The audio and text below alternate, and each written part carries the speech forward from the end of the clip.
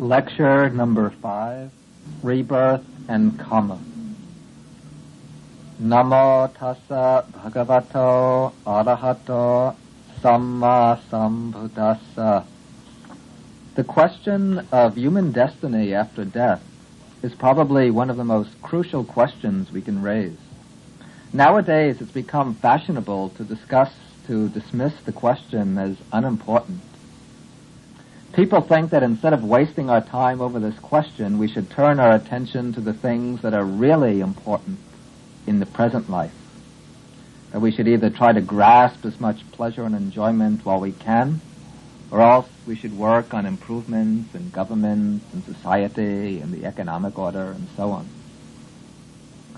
But if we reflect on the extent to which our views influence our actions, we'll see that it's really quite essential to gain some understanding of the complete context in which our lives unfold, and not remain content just to live in ignorance. Also, how we view the afterlife will help determine what we regard as important to do now, in this present life. If we dismiss the idea of a future life as imaginary, then it will make sense to devote ourselves completely to worldly concerns. On the other hand, if we accept the idea of some life after death, then that will influence our path of conduct, the path that we follow in this life. It will give meaning to the values of renunciation, contemplation, and spiritual exertion. It seems that there are 3 possible positions that can be taken on human destiny after death. One position, the outlook of materialism, simply denies that there is an afterlife. It holds that the human being, the person, consists essentially of matter, configurations of molecules, cells, and so on. And it says that the mind is just a byproduct of matter. So after death, with the breakup of the physical body, all consciousness comes to an end, the life process is completely extinguished, and nothing remains but the dead matter of the body. A second alternative is that held in the Western theistic religions, Judaism, Christianity, and Islam, in their orthodox form. This position is the belief in an eternal afterlife.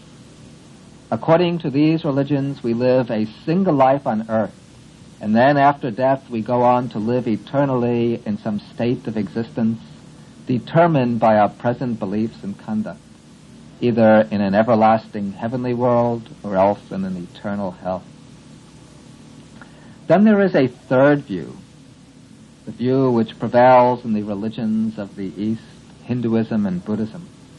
This is the idea of rebirth.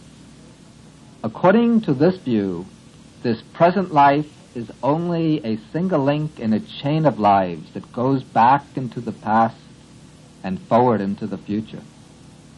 This chain of lives, of rebirths, is called samsara. The word samsara means literally continuing, wandering on. And it signifies the cycle of birth, growth, aging, and death, repeating itself over and over. Now, both Hinduism and Buddhism share the concept of rebirth, but the Buddhist conception differs somewhat from the Hindu doctrine. The doctrine of rebirth, as understood in Hinduism, involves a permanent soul, a conscious entity, which transmigrates from one body to another.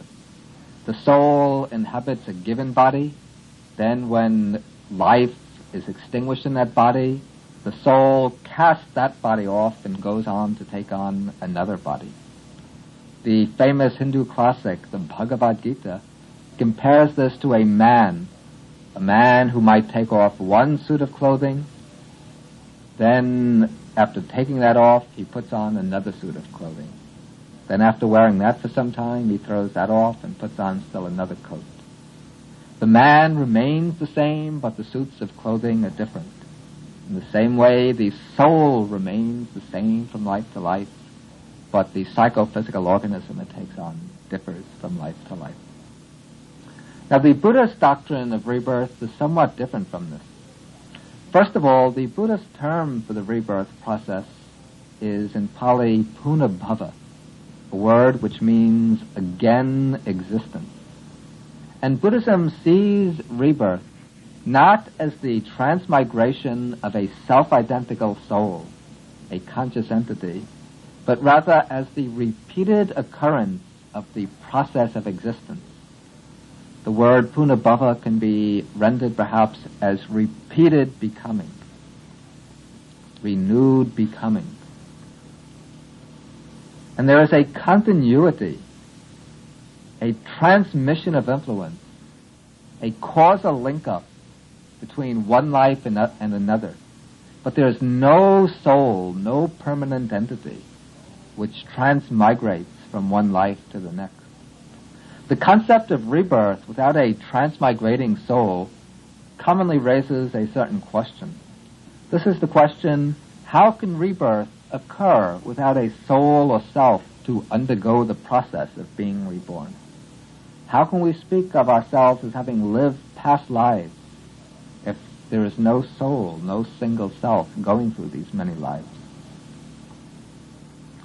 To understand how this is possible, we first have to understand the nature of individual identity in a single lifetime.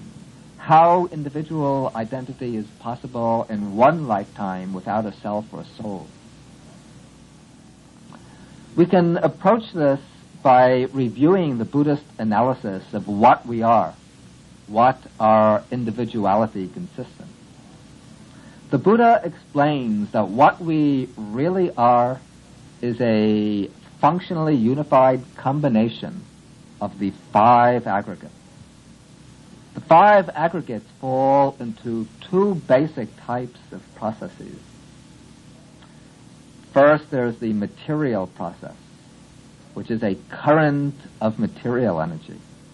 Then there's the mental process, a current of mental happenings, mind and the mental factors. Now, both these currents consist of elements that are subject to momentary arising and passing away. What we call the body, the physical body, is not a single substantial entity, but a combination of many elements, pulsations of matter connected together in lines of transmission, becoming manifest at the material level. The mind also is not a single persisting ego entity enduring through time. The mind is a series, a connected series of mental acts made up of the 4 aggregates, the 4 mental aggregates, feelings, perceptions, the mental formations, and consciousness. These mental acts or thought moments are called in Pali chittas. Each chitta is an individual act of mind, an act of consciousness, involving the factors of feeling, perception, the mental formations, and consciousness. Each chitta arises, persists for a very brief moment performing its function, experiencing the object. Then immediately after that, it breaks up and passes away. When it breaks up and passes away, it doesn't leave any trace of itself behind. It doesn't have any core or any inner essence that remains. But as soon as the chitta breaks up and disintegrates, immediately, right afterwards, there arises another chitta, another act of mind, which again flashes into existence, experiences its object with awareness, and then passes away. And so it goes on, chitta after chitta after chitta. And thus we find the mind is a succession of chittas, of mental acts, of these momentary acts of consciousness. Now when each chitta falls away, it transmits to its successor whatever impressions have been recorded upon itself, whatever experiences it has undergone, its perception, its emotions, its volitional force, All of these get passed on to the next chitta. And thus all the experiences we undergo, every fleeting thought, sensation, decision, and so on, leaves its imprint on the onward flow of consciousness, on the citta santana, the continuum of mind. And this transmission of influence, this causal continuity, this gives us our continued identity. We remain the same person or being through the whole lifetime because of this continuity, even though there is no ego entity, no self standing underneath the process. Now, the physical organism, the body, and the mental continuum, the stream of chittas, occur in close interconnection. The body provides the physical basis for the succession of chittas, the flow of the mental process. And the mental process rests upon the body as its instrument and basis. But when death comes, the physical body can no longer function as the physical support for consciousness. It can no longer support the chittas, the process of mind. But when the body breaks up at death, the succession of chittas doesn't draw to an end. In the mind of the dying person, there takes place one final thought moment called the death consciousness. This last citta, this last thought moment, signals the complete end of the life. Then following the death consciousness, there occurs another citta, another active mind, the first citta of the new life. And this citta springs up with a new physical organism as its basis, a newly fertilized ovum. This first citta of the new life continues the stream of consciousness which has just passed out of the old deceased body. The stream of consciousness is not a single entity but a process, and the process continues.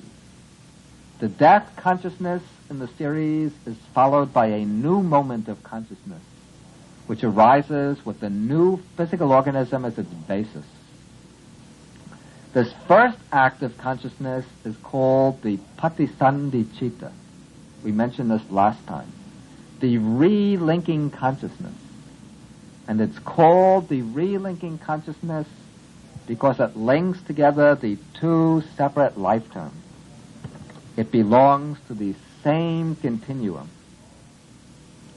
The relinking consciousness inherits all the impressions of past experience undergone in that current of consciousness in the previous life, and also in the many lives before that. In this way, all the impressions recorded and stored up in the mental continuum, in that individual stream of experience, all of these now get transmitted to the first citta of the new life.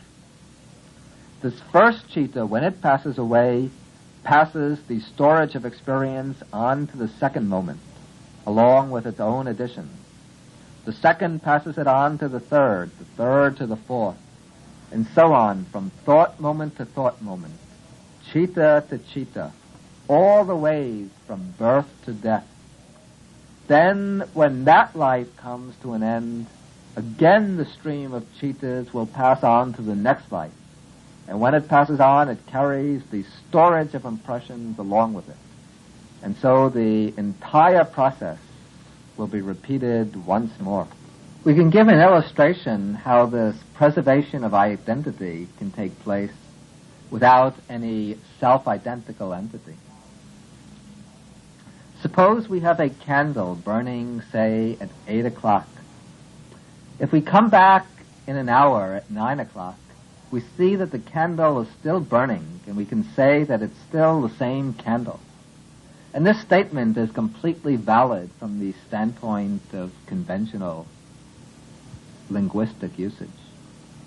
But if we examine this matter close up, we'll see that at every moment the candle is burning up different particles of wax. Every moment it's burning a different section of the wick, Every moment it's consuming different molecules of air, of oxygen. And thus the wax, the wick, and the oxygen being burned are always different from moment to moment. And yet, because the moments of flame link together in a continuum, one moment of flame giving rise to the next, we can still say it's the same flame. But actually the flame is different from moment to moment because its base, its wick, its fuel, the particles of oxygen, these are all different from moment to moment. And the flame itself is an entirely dependent phenomenon. It's conditioned by the wax, wick, and air. And apart from them, it's really nothing. It's just a derivative of these three placed at a certain temperature. Okay, now we go on to the next step. Suppose the flame reaches the bottom of the candle. We then take a new candle. We put its wick to the flame and catch the flame from the old candle onto the new one. Then the flame on the old candle goes out. So the flame has now been transmitted to the new candle. Is it the same flame or a different flame? From one angle, we can say that it's the same flame. The reason? Because it follows in continuity. It belongs to the same series. But now the flame is burning with a new physical basis, with a new candle as its support. It's burning up new particles of air, new pieces of wax, a new section of wick. We can say it's the same flame as the flame on the old candle because it caught fire from that flame and it continues the succession. But there is no absolute identity of one flame with the other because there is no condition contributing to that flame that's absolutely identical with the previous condition. It can't be called a different flame. To call it a different flame would do violence to conventional usage. Conventionally, we say it's the same flame, and yet there is no absolute or ultimate identity because the whole flame is just a process of combustion which goes on differently from moment to moment.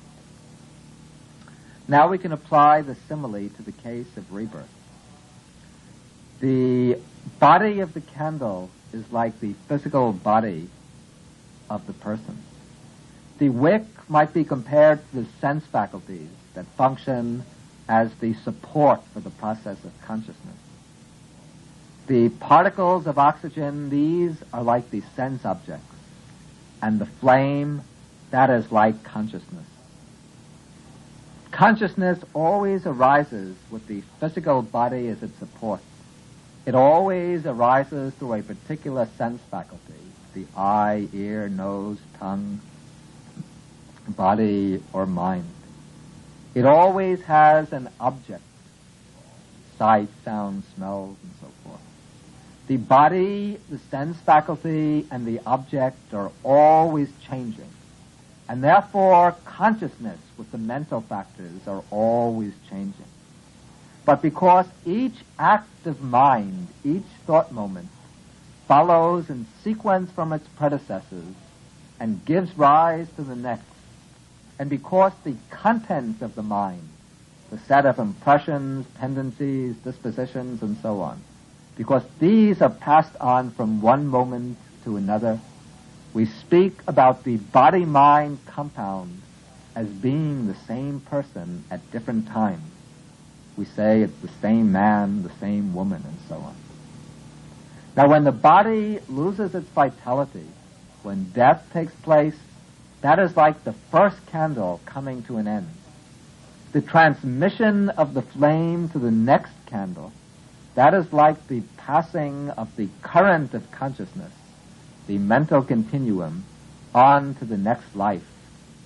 Then, when the mental continuum takes up the new body, that is like the flame of the old candle passing on to the new candle. And just as there is the causal transmission of the flame from one candle to the other, so in the same way there is a passing on of mind, of the mental process, from one physical body to the next. The Buddha teaches that in order for conception to take place, the presence of this stream of mind, this mental process, is absolutely necessary. Without the mind or mind continuum, there can be no rebirth. The Buddha says that there are three necessary conditions for conception to take place. First of all, there has to be the union of father and mother. The father to provide the sperm, the mother to provide the egg. The second condition is that it must be the mother's proper season. If the mother isn't fertile, conception won't take place. But then the Buddha says there is a third condition. This he calls the Gandhabba. The Gandhabba is the stream of consciousness of the deceased person, the flow of mind that's ready, prepared to take rebirth.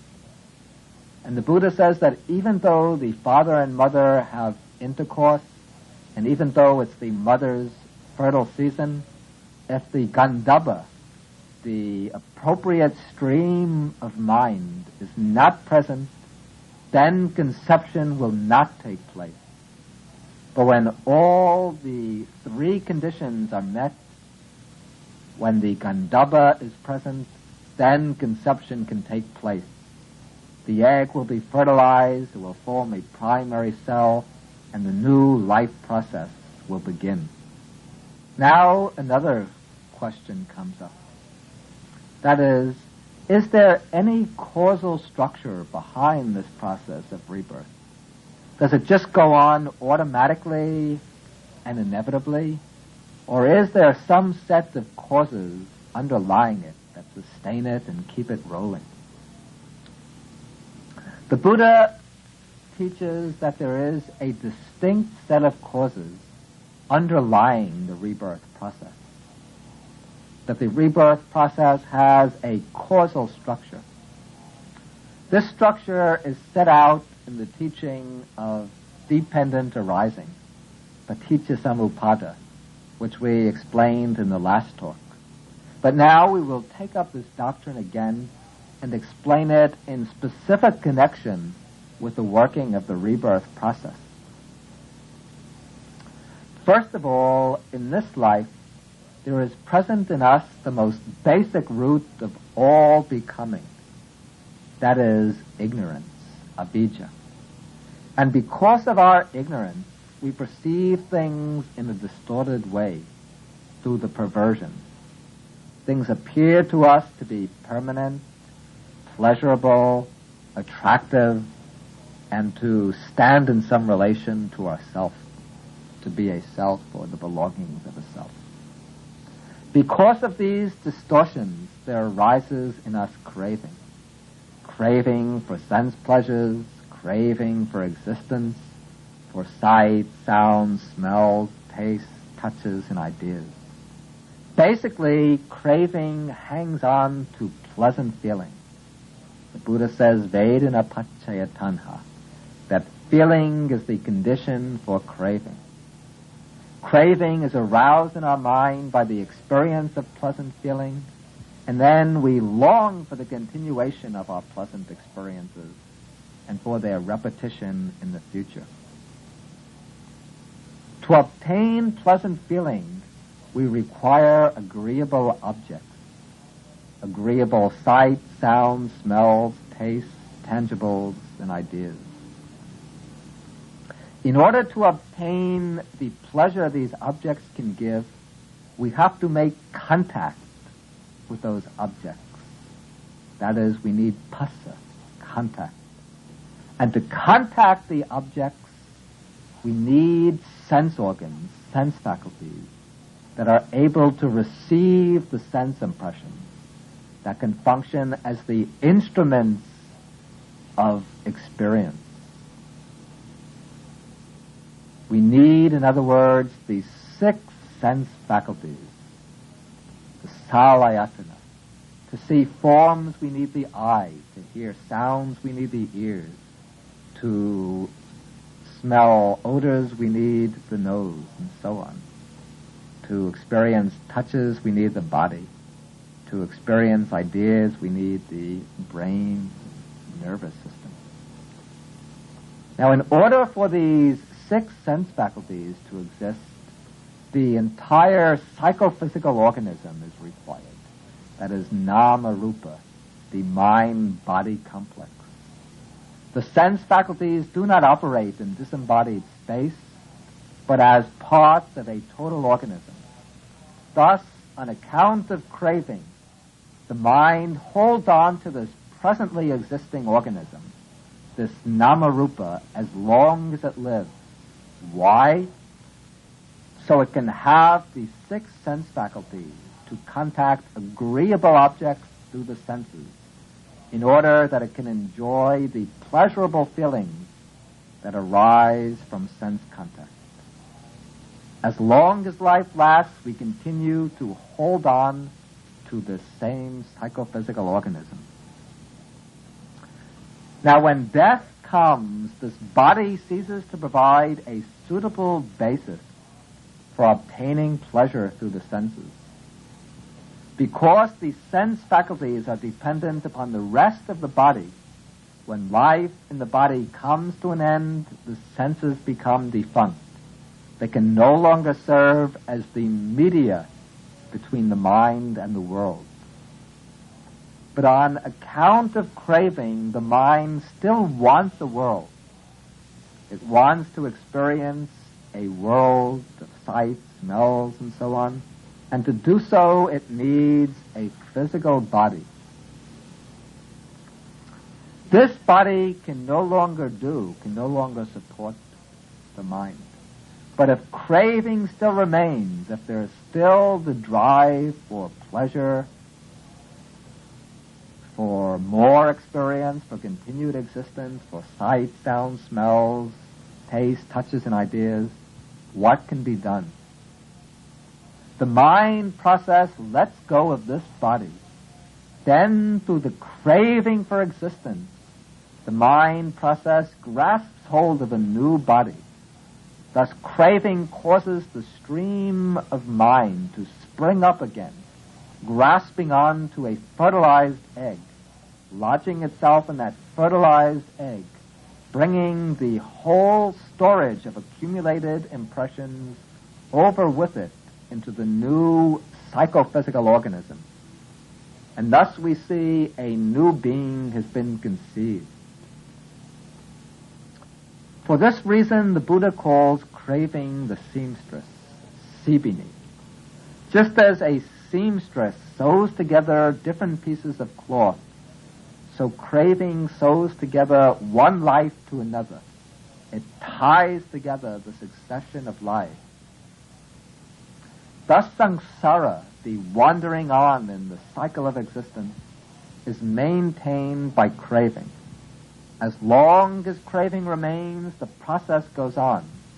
Death is no barrier to the continuation of the process, to the renewal of experience through the 6 sense faculties.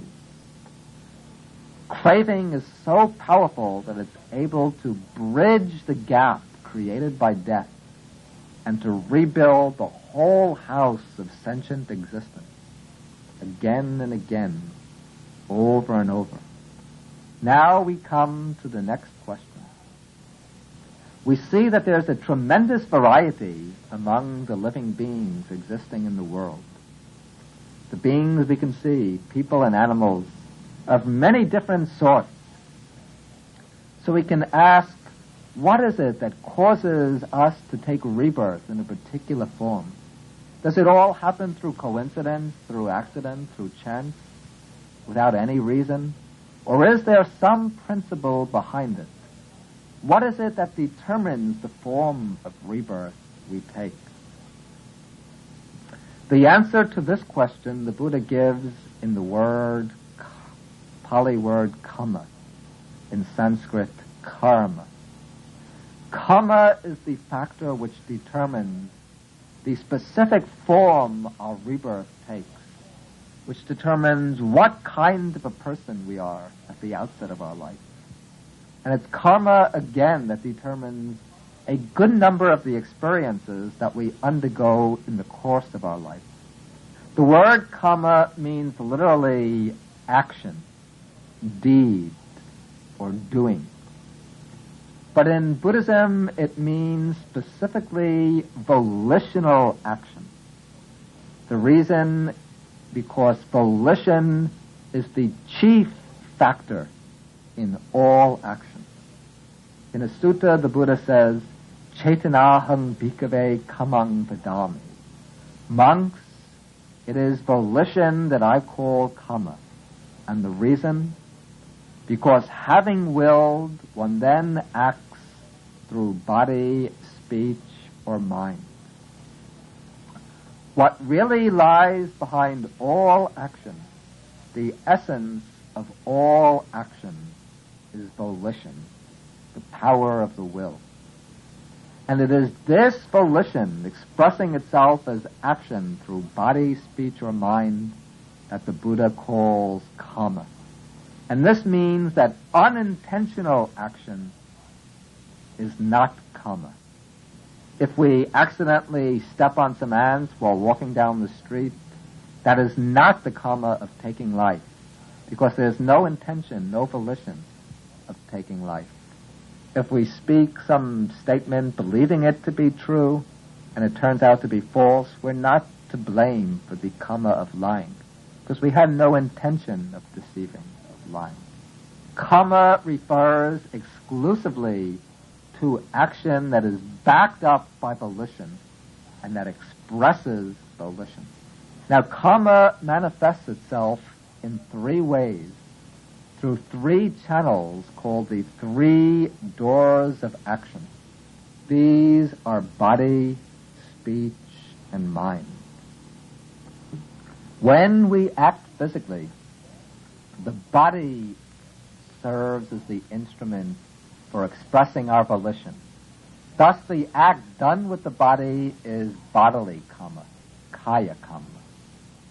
When we speak, expressing our thoughts and intentions verbally, that is verbal karma, which is performed either directly through speech or else indirectly through writing, through hand signs, or other means of communication.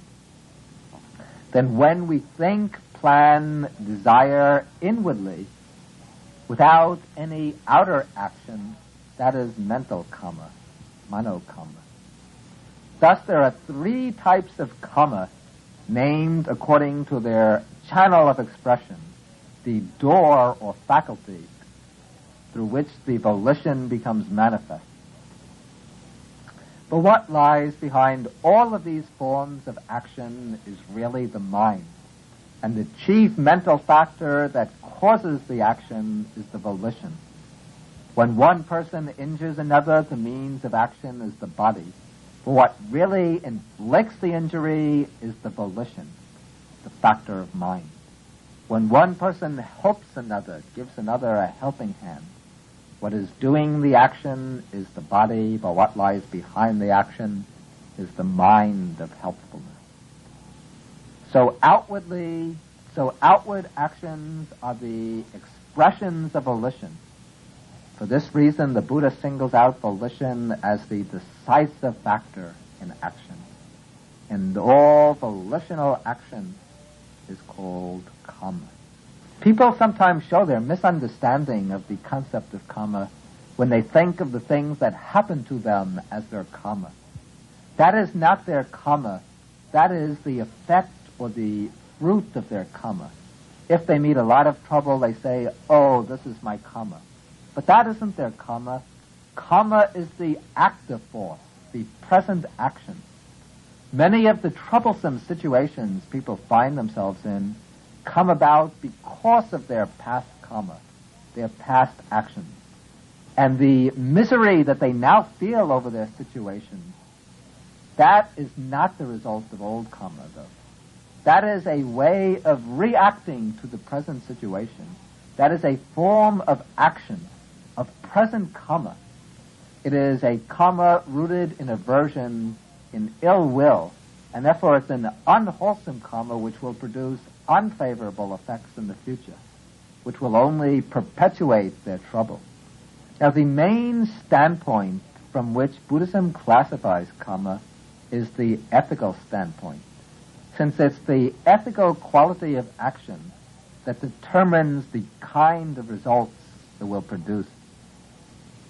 And the Buddha divides karma right down the middle into two general classes.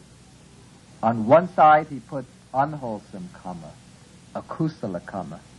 On the other side, he puts wholesome karma, wholesome action, kusala karma. Unwholesome action, unwholesome karma is action which is spiritually harmful and morally blameworthy. Wholesome karma is the opposite, action which is spiritually beneficial and morally praiseworthy. And the Buddha gives two basic criteria for distinguishing unwholesome and wholesome karmas. One is the intention behind the action. Action which is intended to bring about harm to oneself, to bring harm to others, or to bring harm to both, that is unwholesome karma. On the other hand, karma which conduces to the good of oneself, to the good of others, and to the good of both, that is wholesome karma. So that's the first criterion he gives. The other criterion the Buddha gives for distinguishing unwholesome and wholesome karma is the roots of action. Now, the Buddha teaches that all karma, all action, arises from certain mental factors called roots. These are the causal factors of action, the source, the motivation of action.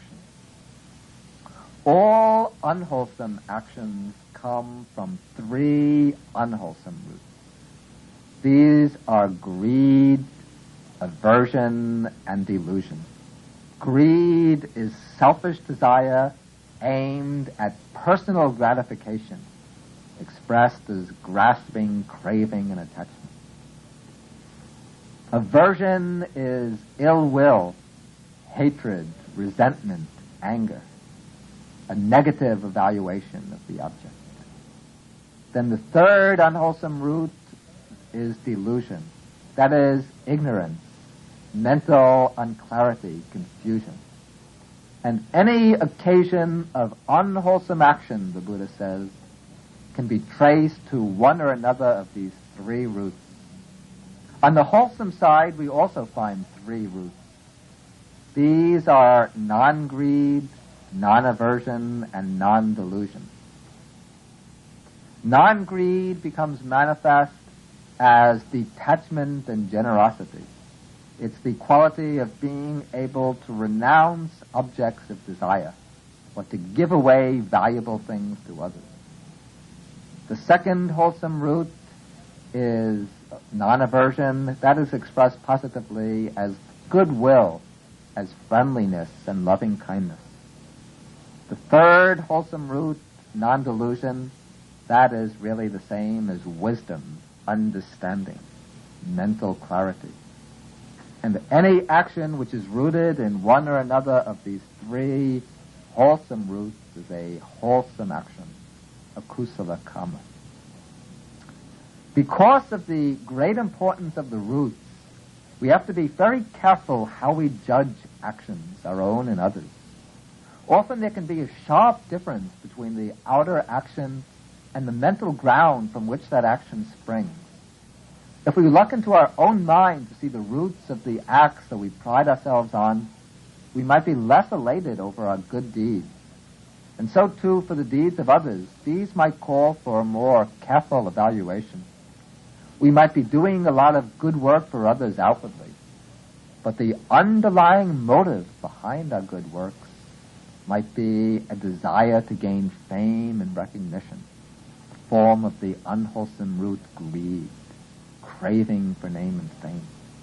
Somebody else might be sitting quietly, meditating, seemingly aloof, but inwardly he might be developing a mind of great loving kindness and compassion. People might criticize him as for doing nothing, for seeking only his own good. but he might be doing more to benefit the world than the active do-gooder who's out there driven by desire for name and fame.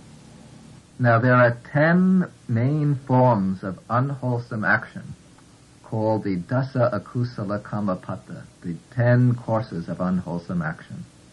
3 of these are bodily: taking life, taking what doesn't belong to oneself, and engaging in sexual misconduct, adultery, seduction, and so on.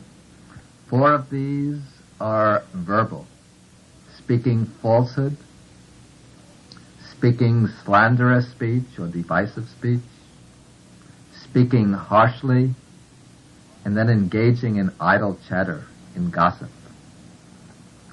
Then the last 3 unwholesome courses of action are purely mental.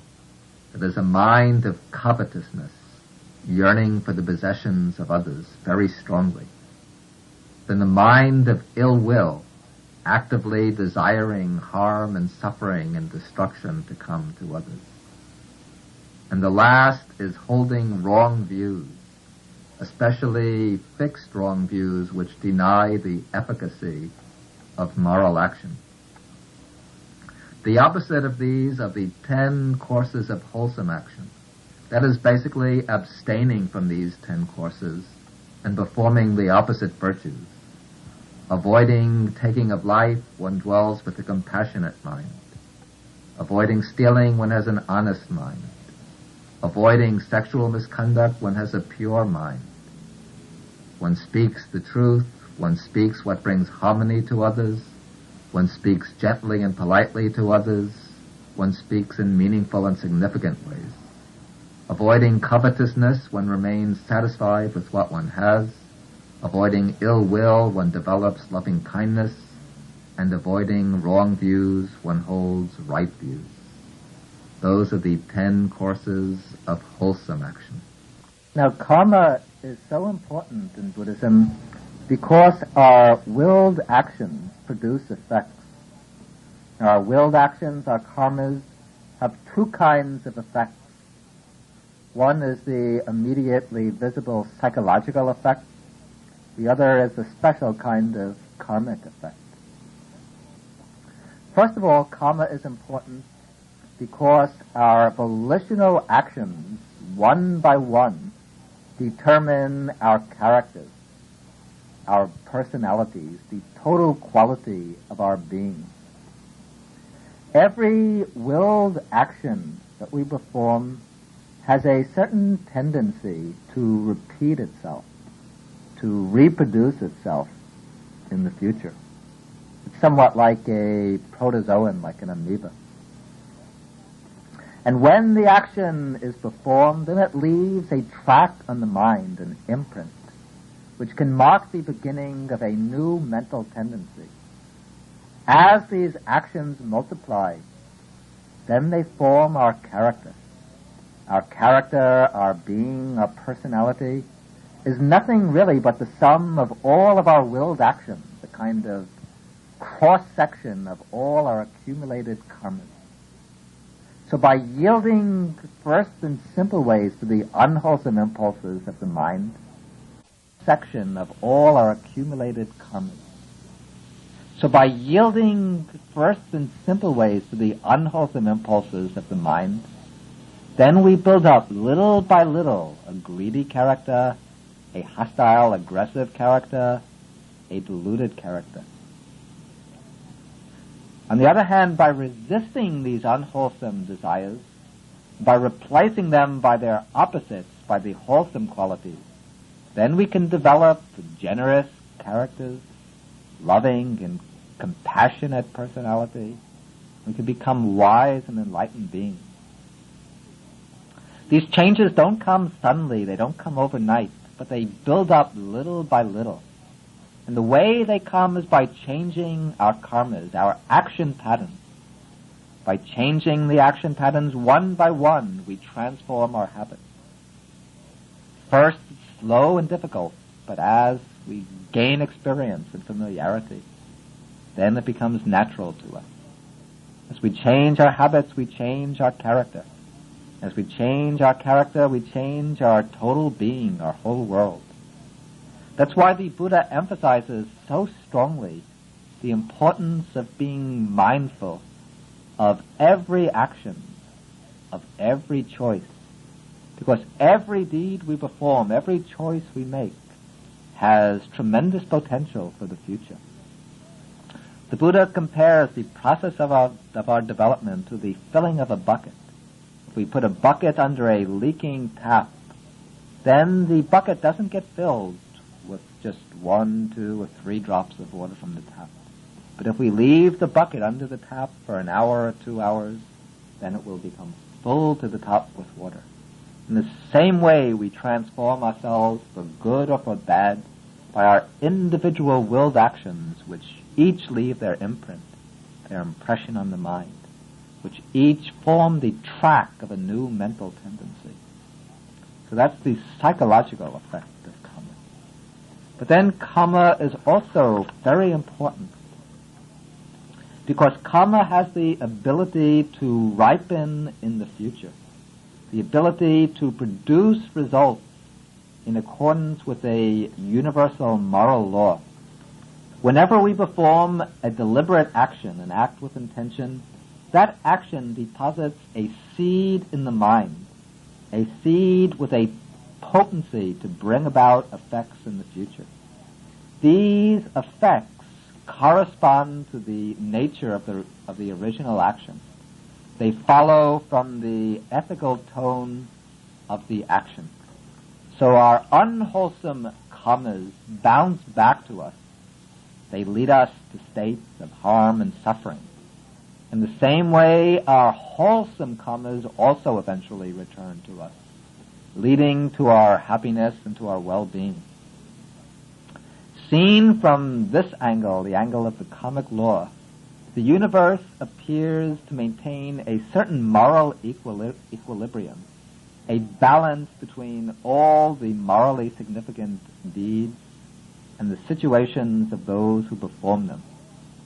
So the law of karma is a moral application of the old principle that for every action there is an equal and opposite reaction. However, the working of karma isn't mechanical. Karma is willed action, and the will, as part of one of our faculties, is something alive and organic. And therefore, karma allows much room for variation, for the play of living forces. First of all, not all karma has to ripen as a matter of strict necessity. Every karma, every volitional action has a tendency to ripen, but it doesn't always ripen inevitably. Karma is like seeds. Seeds ripen if they meet the right conditions, but if they don't meet the right conditions, then they remain as seeds. And if they are destroyed, then they can never ripen at all in the future.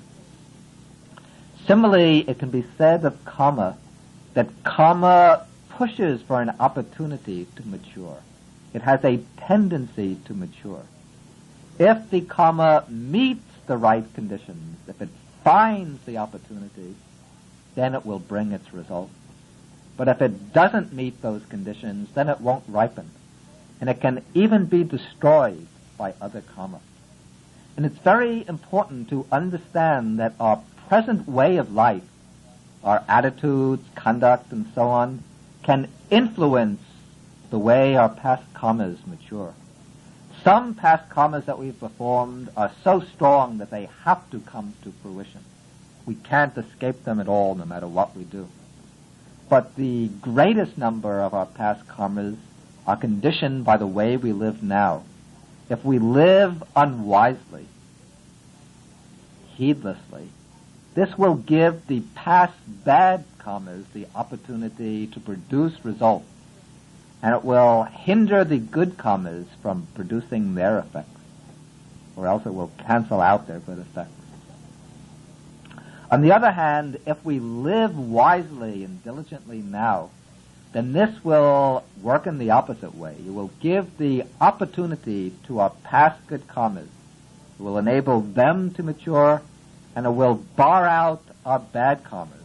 It will weaken them, destroy them, or prevent them from coming to fruition. Another fact to be understood about karma is that karma can produce its results at different times, even in different lives. It doesn't show its result immediately.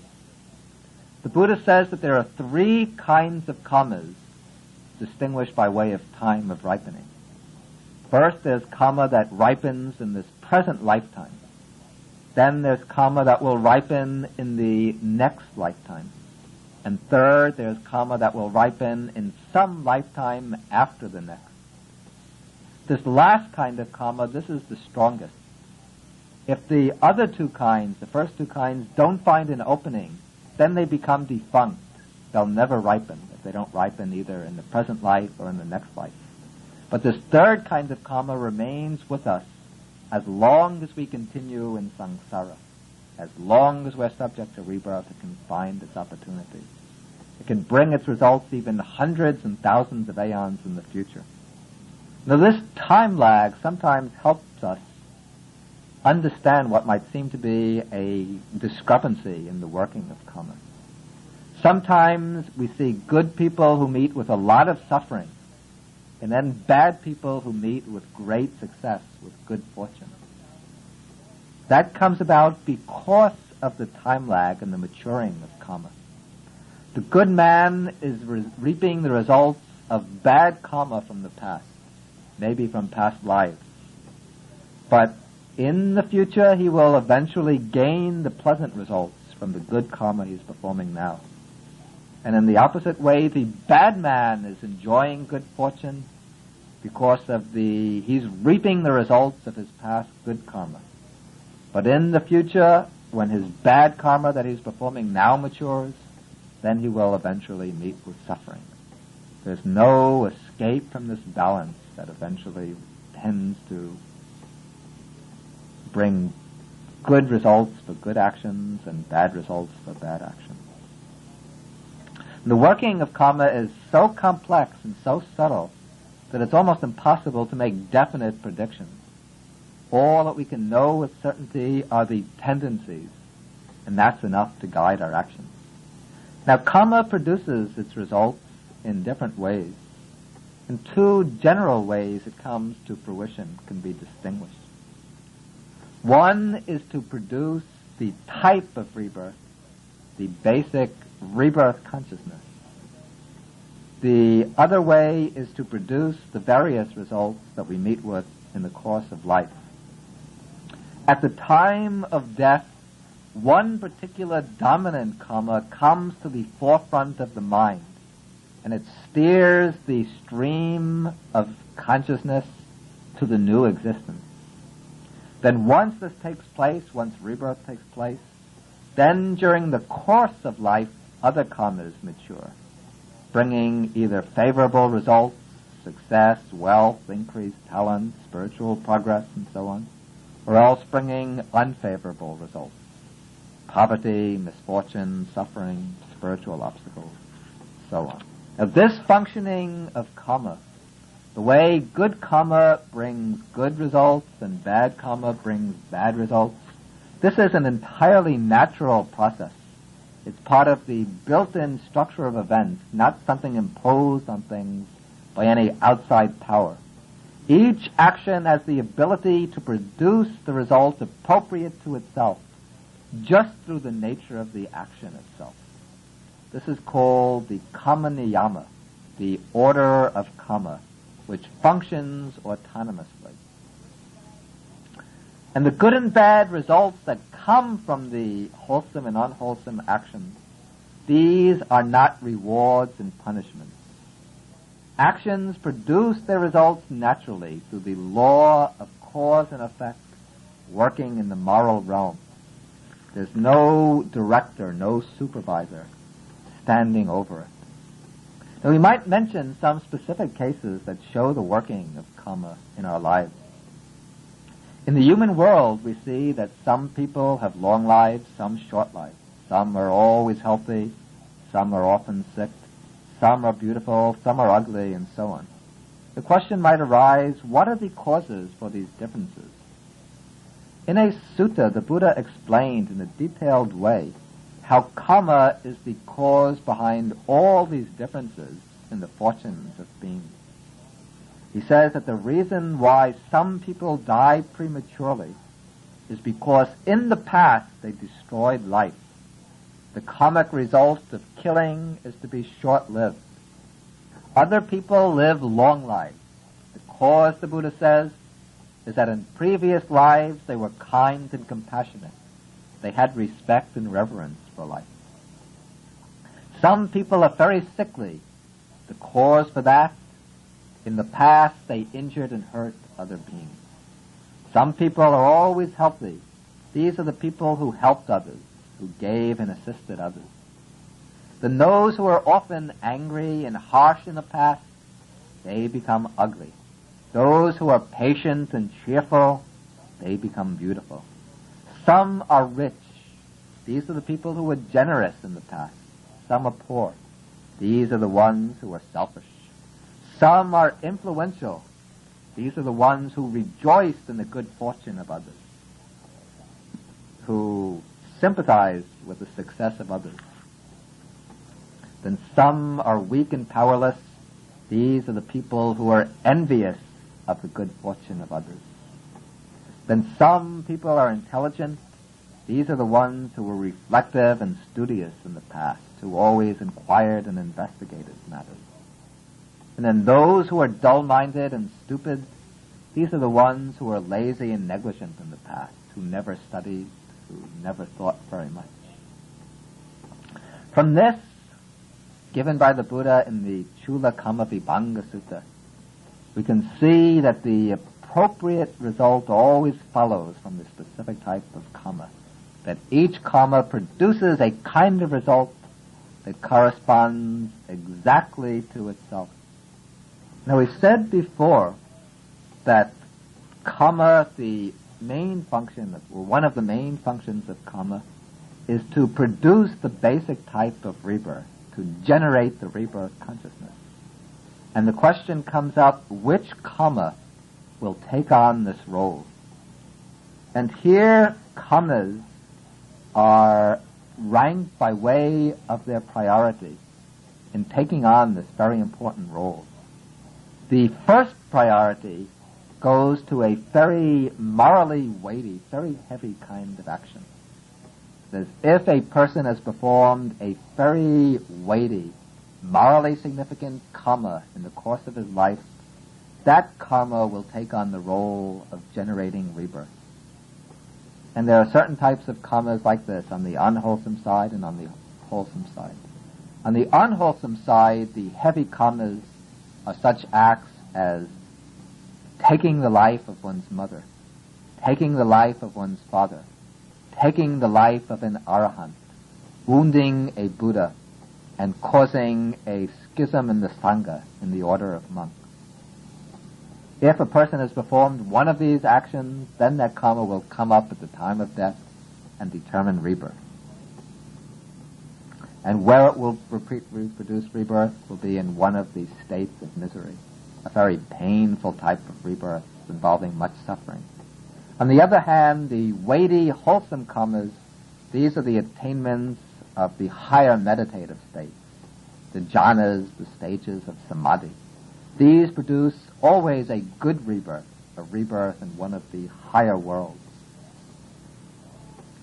Then, if there is no especially heavy karma, either good or bad, then the next karma to take precedence in determining rebirth will be some strong ethical karma performed close to the time of death.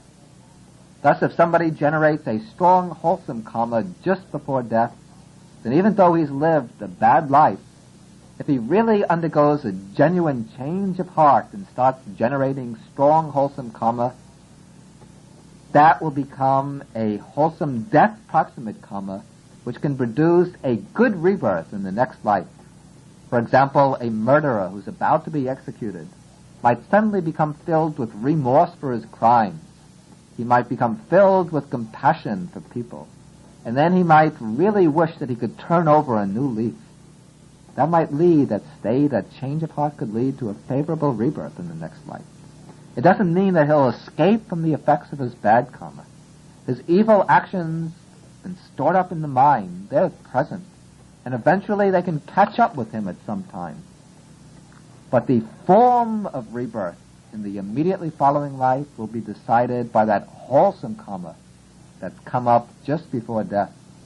On the other hand, somebody might have lived a very good life, but just before death he might become very angry, very frightened, very greedily attached to his possessions, clinging tenaciously. And then that unwholesome death proximate karma, that can generate a lower type of rebirth, an unfortunate rebirth. Again, this doesn't mean that he'll miss out on the fruits of his good deeds. Those good deeds can still produce their effects, either in the next life or in some future existence. But for the next life, the bad karma will take on the determinative role. Then, if there's no very significant death proximate karma, good or bad, the next karma that will come up to generate rebirth will be habitual karma. Some action that we've performed habitually in the course of our lifetime. And in the overwhelming majority of cases, it's habitual karma that causes rebirth. But if there's no special significant habitual karma, then some other miscellaneous karma that has been performed and stored up, this can come up to the mind at the time of death and bring about rebirth. This introduces the element of uncertainty or unpredictability about the rebirth process. That there are sometimes these very unexpected occasions when some stored up karma from the distant past suddenly comes up and takes on the rebirth determining role. The next topic to be discussed is the plane of existence where karma produces rebirth. And this requires a little overview, a short survey of the Buddhist cosmology, the Buddhist picture of the universe. Buddhism divides the whole of sentient existence into three basic realms. One is called the sense sphere realm, another the realm of fine materiality, the third the immaterial or formless realm. The sense sphere realm has 6 divisions. There are the hells, which are states of intense torment and suffering. Then there's the sphere of the petas. The petas are afflicted spirits, sometimes called hungry ghosts, beings with strong, tormenting desires, hunger and thirst that they can never satisfy. They're usually depicted in Buddhist art as beings with very big bellies, tremendous bellies, and very small mouths, the mouth the size of a pinhole. And they're always tormented by strong hunger and thirst, and they go looking for food and drink, but they can never get enough of it. The next is the animal kingdom, the realm of animals, where the dominant characteristic of beings is dullness of mind and strong brute-like desires. The next sphere is called the sphere of the asuras, the asura world. The asuras are titanic beings dominated by strong passions, by the desire for power, ambition, competitiveness. They are frequently fighting with the deities, with the gods in the heavens, jealous of the fortune of the gods. Now these 4 realms, the hells, the animal realm, the world of pretas, and the world of the asuras, are together called the plane of misery. And all of these states of rebirth are considered unfortunate, undesirable states of rebirth. Then, in the sense sphere realm, there are 2 good planes of rebirth. One is the human world, the other is the heavenly world, the world of the devas. The sense sphere contains 6 heavenly planes, and the beings who live there enjoy long life, beauty, happiness, power, and so on. But life in all the heavenly planes is impermanent, subject to pass away. And therefore the heavens aren't the goal, the object of aspiration for those following the Buddhist path to liberation. Rebirth takes place into those realms as a result of good karma. But those seeking to go beyond the round of rebirth to attain nibbana don't make the heavenly realms their ultimate aim. In fact, the Buddha points out that of all the planes of existence, the most fortunate from the standpoint of seeking liberation is the human world. The reason is because the human world exhibits a balance of all the different forces. It exhibits the qualities of being a middle way. On the one hand, life there is not so unbearably filled with suffering that thought and reflection are not possible. It allows enough pleasure, enough ease and comfort that we can reflect on the nature of existence and that we can develop our understanding. On the other hand, life in the human world is not so intensely pleasant and enjoyable and long in duration like the heavenly world, so that we become deceived by the pleasure into taking enjoyment as always the final end of life.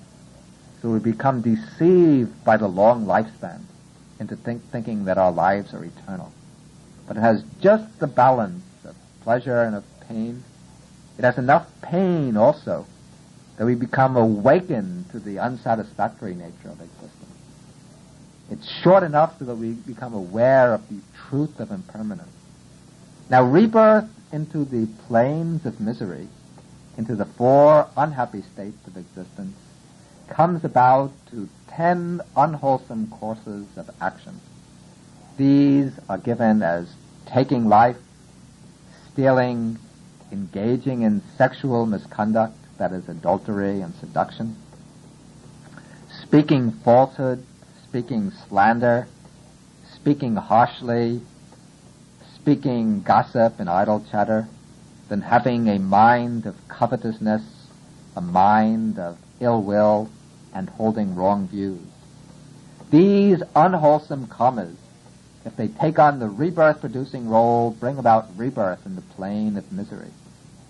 Then the cause for rebirth in the fortunate planes of the sense sphere, in the human world and in the sense sphere heavenly world, that is the 10 courses of wholesome action, that is abstaining from the 10 unwholesome ones. Also the performance of works of merit, that is practicing generosity, giving gifts and help to others, observing moral discipline, and developing the simple forms of meditation, developing the meditations on loving kindness, developing some purity of mind. When these take on the rebirth-generating role, then they produce rebirth into the human world and into the sense sphere heavenly world. Then beyond the sense sphere heavens, there is the realm of fine material forms, the realm of subtle matter. And rebirth into this realm comes about through the certain high meditative attainments called the jhanas, states of deep concentration, deep absorption, when the mind becomes pure, serene, very focused, and all the thought processes quiet down. And the jhanas have different levels of depth, and when they're attained and mastered and kept at the time of death, then they produce rebirth in one of the heavens of the fine material realm, according to their level of depth. These states of existence in the fine material realm, these are much purer even than the sense sphere realm. Here the mind becomes very pure, very luminous. The lifespan is incredibly long, lasting for aeons and aeons. And the coarse types of matter don't exist in these realms. There remains only subtle, very fine material form. Eventually, though, life in these realms also comes to an end, and the person who's been reborn there will pass away. He takes on rebirth elsewhere, as determined by his karma. Then beyond the 4 jhanas, there are 4 higher levels of samadhi called the 4 formless attainments, states of deep, extremely deep concentration. That is the sphere of infinite space, the sphere of infinite consciousness, the sphere of nothingness, and the sphere of neither perception nor non-perception. And those who attain these states of concentration, master them and possess them at the time of death, these persons will take rebirth in the immaterial realm, in the formless realm. Here all material form, all matter comes to an end. These states of existence are entirely mental. The mind exists there without any material base, absorbed in pure peace, pure equanimity for thousands of aeons. But in this case, too, the karma that brought rebirth here eventually becomes exhausted. The lifetime comes to an end, and the beings take rebirth elsewhere, as determined by their karma. Now, a question might be raised, whether a Western person with a scientific education can really believe this cosmology. Seems to be ancient, outdated, and superstitious.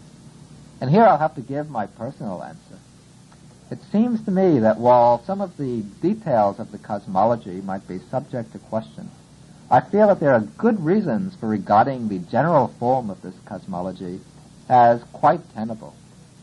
If we can see the logic behind the law of karma, then if we consider the different kinds of actions people are capable of performing, it seems that there has to be an appropriate plane of existence for the maturation of the different types of karma. If there are certain very bad karmas, like killing thousands of people cruelly and heartlessly, in order for that karma to meet its due compensation, we need an appropriate plane of existence where it can bring its fruit.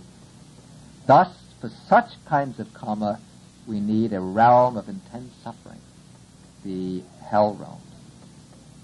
Then, on the other hand, if somebody has performed very noble deeds, he gives up all his wealth, his limbs, his life for the sake of others. If this person has very pure conduct, a very loving and compassionate mind, that state of being also needs a corresponding realm to produce its due results. That is the heavenly realm. Also, once we understand the different meditative attainments, the jhanas and the formless attainments, and see how those are higher levels of consciousness, very different from the familiar ones, it becomes clear that they correspond to other planes of existence of an equivalent nature to themselves. And thus the whole picture fits together very logically. But the specially determining reason is found in our own mind. If we look into our own mind, we can see that all of these different planes are already contained there in seed form. The dominant forces in our minds will be human states, states tied to the human world, since that is the basic tone of our consciousness. But at times there will arise states of intense hatred, which might express itself as violence and cruelty. Those states, at that moment, we are constructing for ourselves a hell world. Psychologically, we might be living in the hell. And karmically, those states are the seeds of rebirth into the hell. At other times, very noble thoughts will arise. Thoughts that make us feel divine or heavenly. Thoughts of supreme generosity, of great kindness and compassion. These thoughts, when they arise, our world becomes very light and pure, almost like a heavenly world. And these states, in fact, are the seeds of rebirth to the heavenly world. They are the channel that leads upwards, the ladder that leads to the heavenly state. In our states of blind desire, our brutishness, our blind lust, our dull stupidity, we can see the mind of the animal. We can understand those states to be the seeds of the animal world, and when we indulge in them, we're constructing a rebirth into the animal world. We can see sometimes selfishness, possessiveness, intense clinging. At that time, our mind becomes similar to that of a preta, an afflicted spirit, and we're constructing or planting the seeds of rebirth into the world of the pretas. Again, there will come up states of greed for power, jealousy and envy, competitiveness, the urge for power. At that time, we have the mind of an asura, and we're laying the foundations for rebirth into the world of the asuras. All these realms of existence are already present in us as seeds in our own mind. So what really lies behind this whole picture, behind all the planes of rebirth, is the mind. The Buddha says that mind is the architect of the whole universe. We shouldn't think of the rebirth process in terms of the image of a human being just appearing in different realms, moving from realm to realm. What lies behind the whole cosmos with all of its different realms of existence is the mind. The different tendencies in the mind, its different volitions, desires, actions, simply spell themselves out as the different planes of existence. And all these planes are simply the visible manifestations, the outer projections of the forces at work in the mind, of the different volitions that arise and become accumulated inwardly in the mental continuum. Thus the outer world with its different planes of existence is the visible register of the volitional tendencies built up and stored in the mind. And these planes simply provide the field for the mind to work out its accumulated tendencies. The Buddha says that the mind is the maker of all the world, the leader, the thing that dominates and governs all other things. And all the outward diversifications found in the world, these correspond to the diversifications of the mind, of volition. All of that is the concrete expression of the volitions in the mind coming out into the open. Now, the twin teachings on karma and rebirth have several important implications for getting a correct perspective on our lives. First of all, they imply that the objective situation in which we find ourselves now is exactly the situation appropriate for ourselves. We can't blame our troubles on our environment, on our heredity, on fate, on our upbringing, and so on. All these factors have made us what we are, but the reason we've met with these circumstances is because of our past karma. According to the Buddha's teaching, we're fully responsible for what we are. We've planted the seeds in the past, and now we're reaping the results. Even our personalities are the products of our mental formations, established over many lives. We inherit the results of our own actions. This might seem to be at first a pessimistic doctrine. It seems to imply that we're the prisoner of our past karma, that we're bound in by our old actions and just have to submit to their effects. But this view would be a distortion. It's true that very often we have to reap the results of our past karma. But the important point to understand is that karma is volitional action, and volitional action takes place in the present, always and only in the present. This means that in the present we have the ability to change the entire direction of our lives. Our world space is not only a matter of objective circumstances, our environment and so on, but also of our subjective frame of mind. If we examine our lives close up, we'll see that our experience falls into two groups.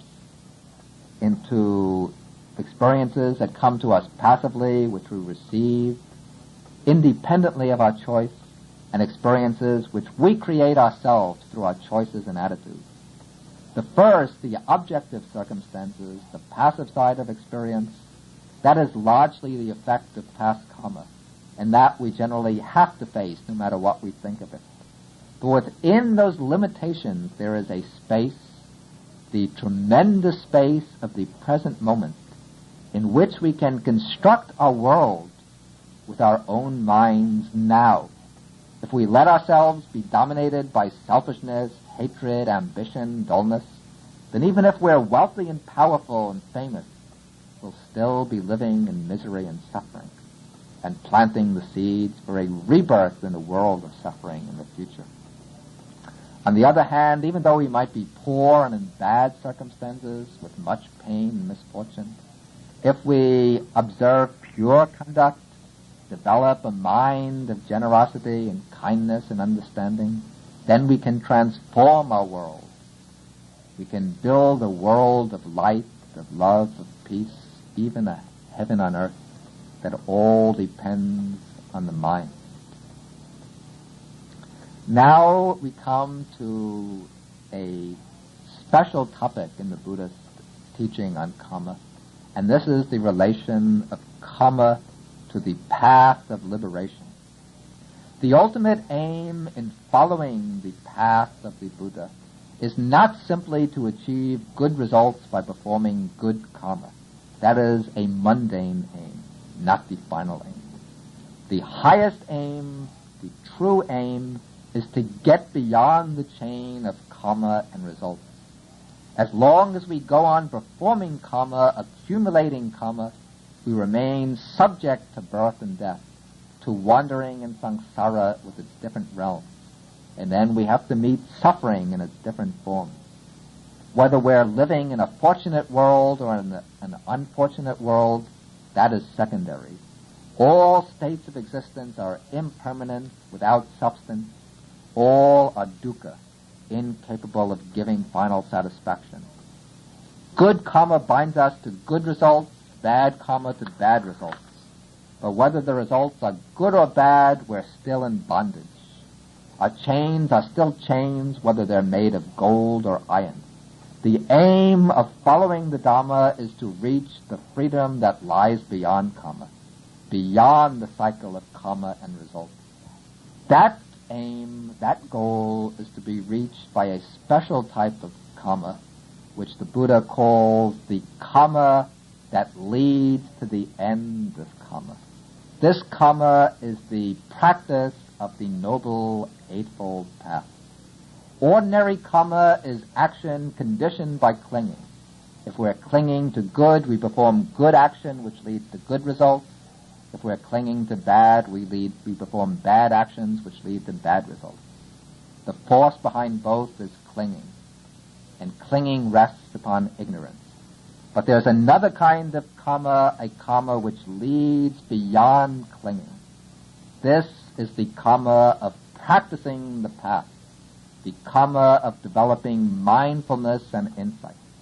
By developing mindfulness, insight, we see things as they are, as impermanent, empty phenomena, subject to conditions, rolling on through conditions. As this insight deepens, we put an end to clinging, and by eliminating clinging, we break free from the chains of karma and discover the freedom beyond karma, the freedom of liberation. The Arahant, the liberated one, doesn't generate any more karmas. He continues to act, he performs volitional actions, but his actions no longer constitute karma. They don't leave any imprint upon the mind. They don't lead to the depositing of any seed in the mental continuum with the potency to ripen in the future, to bring about rebirths or results in the future. The activities of the Arahant are called kriyas, not karma. Kriya means simple action. He acts, he performs deeds according to his will, but his deeds leave no trace on the mental continuum. They're just like the flight of birds across the sky.